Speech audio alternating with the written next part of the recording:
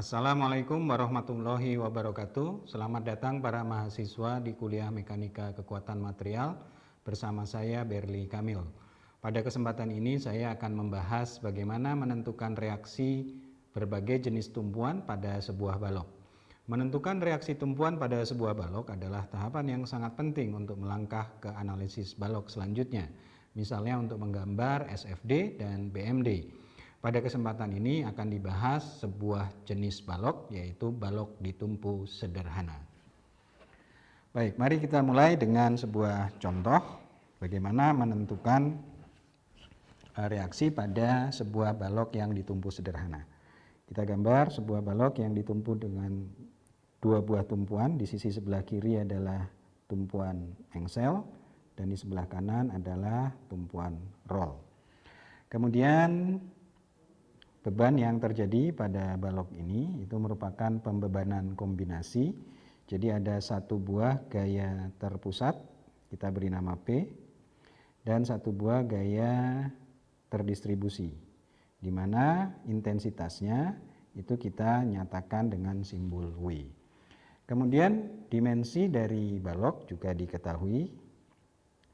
Panjang totalnya itu kita beri nama L.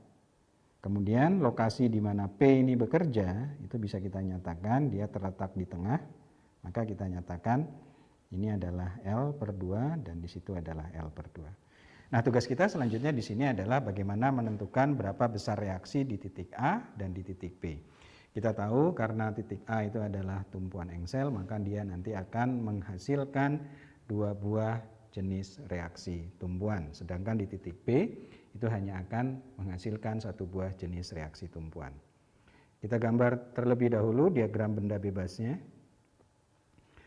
Nah, kemudian setelah diagram benda bebas atau balok diagram benda bebas kita gambarkan reaksi tumpuannya. Karena di titik A itu adalah merupakan tumpuan engsel, maka akan muncul dua reaksi. Kita beri nama ini adalah RAY, kemudian ini adalah RAX. Demikian pula di titik B kita gambar reaksinya, tapi kali ini hanya ada satu, yaitu RBY.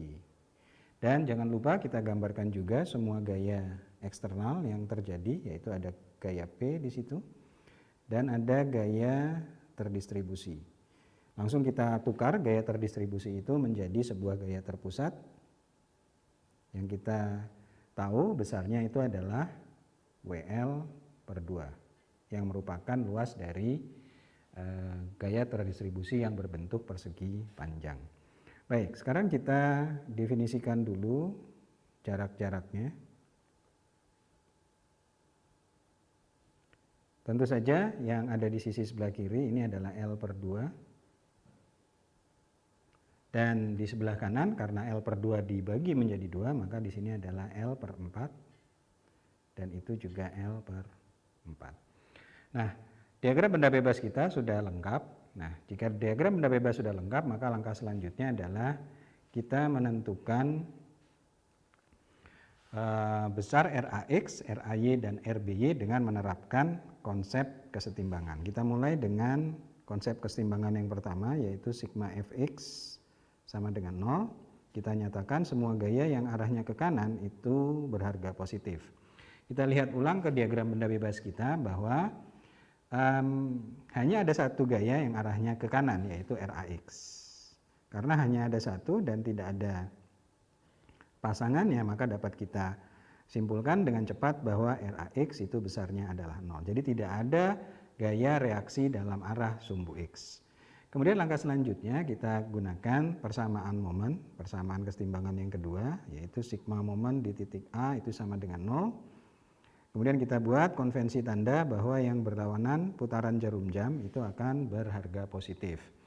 Nah, di sini kita tentukan sigma momen itu di titik A, maka kita asumsikan atau kita anggap bahwa titik A ini adalah sebagai engsel atau tempat dia berputar. Nah, pengaruh semua gaya terhadap sumbu putar ini bagaimana? Kita lihat satu-satu. RBY itu tentu saja akan menyebabkan benda tersebut berputar berlawanan putaran jarum jam. Maka RBY dikalikan jaraknya ke titik A, yaitu sama dengan L. itu akan berharga positif.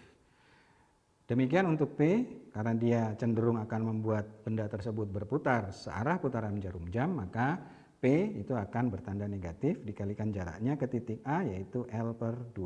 Demikian juga untuk gaya WL/2, tandanya negatif juga, WL/2 dikalikan jaraknya ke titik A, yaitu 3/4 L.